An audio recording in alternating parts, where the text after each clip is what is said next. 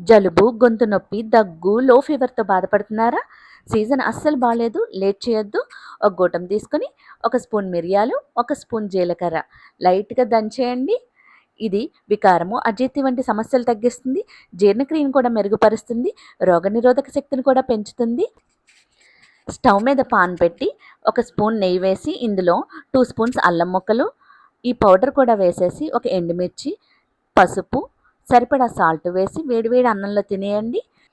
ఒక్క 2 డేస్ ఇలా తింటే అన్నీ సెట్ అయిపోతాయండి. ఇంకా హెల్తీ రెసిపీస్ కావాలంటే మన ఛానల్ విజిట్ చేయండి.